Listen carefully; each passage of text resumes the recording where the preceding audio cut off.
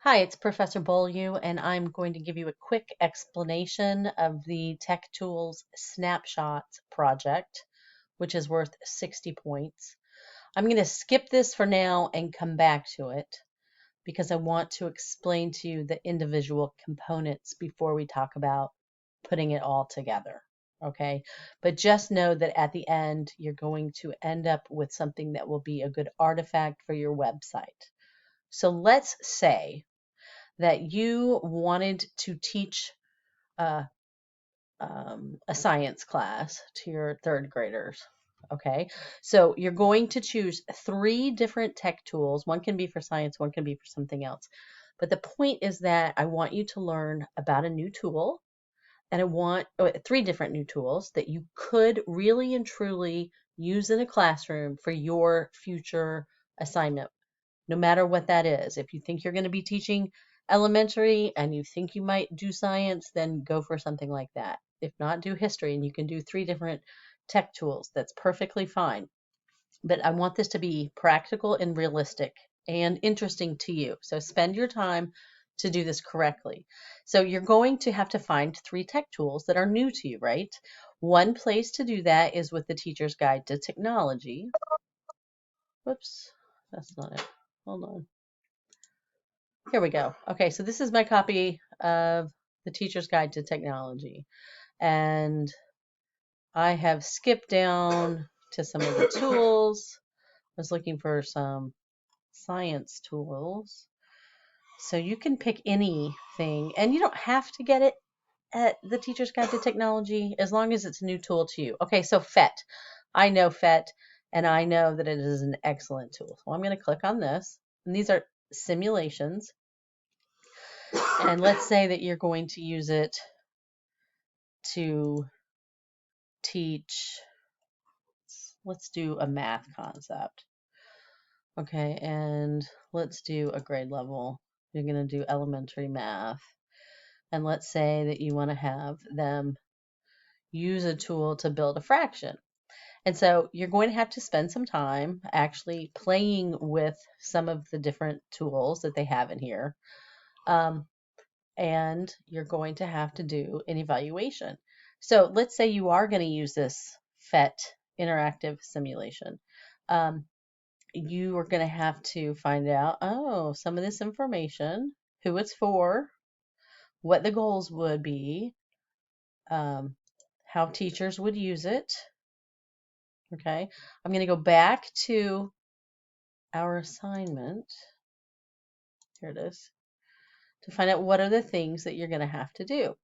Well, for each thing,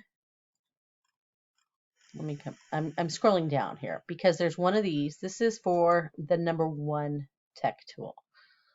There's also an outline form that you don't have to turn in. This is simply for you to organize all the important information that you have to collect and then show us.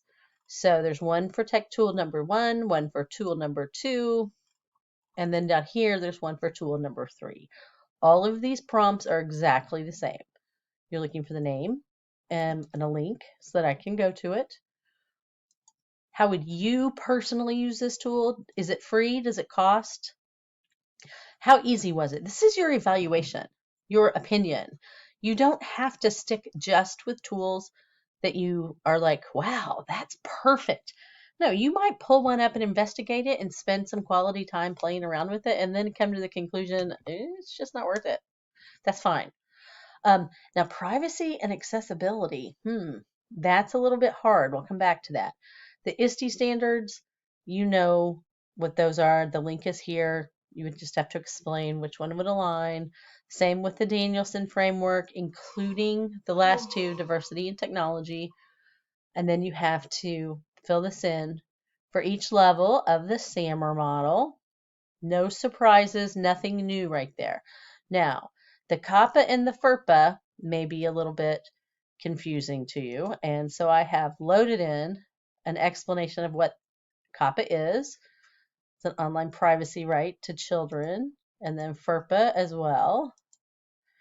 And you can go to those links to get more details, but I want to get you in the habit of checking this with any tech tool that you share with a student, you are going to be held responsible for protecting their privacy and keeping them safe.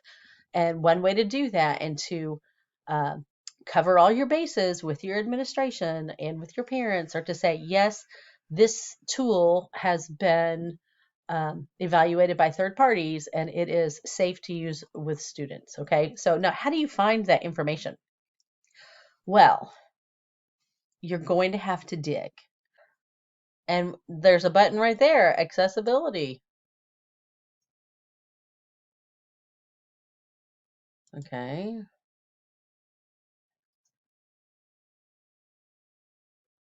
So can all students, so you're going to have to read. Each different tool is going to have different explanations of how they create their materials for students with disabilities, right? Okay, so let's say that you can't find this and you don't know about the privacy. There's a really cool website and it's called Common Sense. And this will tell you the privacy program. So, ooh, only 22%. And this will explain to you why Common Sense gave them this score. Or maybe, excuse me, a concern that somebody's information will be sold. So the thing is, you're just going to have to look it up.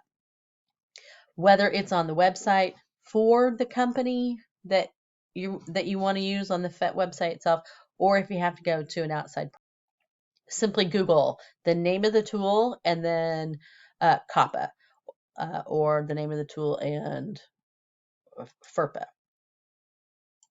Okay, so now you've completed all of your research. You've played around with 3 different new tools. You've filled out a snapshot here for all 3 of them. Then what you're going to do is we're going to go up to the top because you're going to put all this information together and you're going to present it. And I want you to be creative in the way that you present it. As I said, you don't have to turn in this particular document. You're going to create either a digital presentation, like a PowerPoint video. You could create a website. You could create a thing link type activity. Some students in class that they'd get together and collaborate and make a podcast. You could make a video interview with the 2 of you or 3 of you. I kind of doubt I'd want to go with 3 because that'd be awfully long to get 9 tools. But anyhow, you could do a Padlet together. And the thing is, whatever your presentation tool that you choose to use is something that you could actually include as an artifact in your website. Okay, so this is how I'm going to grade it. Did you do all 3 tools? Yes, 10 points. No, 0. So if there are just 2, you'll get 0 points for that. Okay, did you include all these elements? Just do your best. Did you explain the ISTE standard? Is it aligned? Is the explanation logical? Is it clearly written? Same for the Danielson. Did you find out if this tool adheres to COPPA and FERPA, excuse me? Did you explain it? Don't just say yes. Put a website in there somehow. Put it so that we can find it. Okay. Imagine that you're preparing this for your future employers, or for your fellow educators as a professional development piece. Okay. To share with other people so that they can get some good tools. Did you give examples of how the tool could be used at all 4 levels?